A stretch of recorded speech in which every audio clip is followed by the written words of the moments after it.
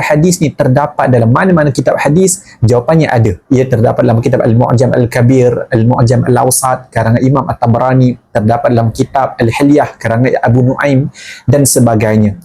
Yang mana dikatakan Nabi SAW bersabda, "Man qala jazallah anna Muhammadan bima huwa ahluhu atba'a sab'ina katiban al-fasabah."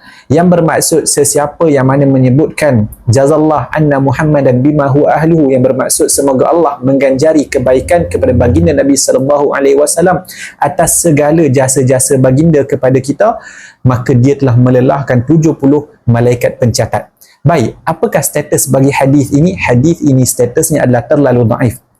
Hal ini berikutan kerana dalam sanad hadis ini terdapat perawi bernama Hani bin Al-Mutawakkil, yang mana dia merupakan perawi yang bermasalah. Dalam masa yang sama dia telah bersendirian dalam meriwayatkan hadis ini.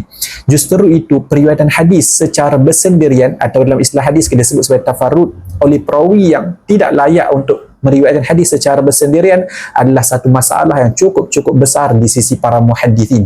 Justru hadis ini tidak boleh dinisbahkan kepada Nabi SAW, tidak boleh disebarkan dengan menyatakan ia merupakan kata-kata baginda Nabi SAW. Baik, soalan yang biasa orang akan tanya, boleh amal ataupun tidak? Tidaklah menjadi apa-apa masalah kerana ia termasuk dalam doa-doa yang baik kepada baginda Nabi SAW.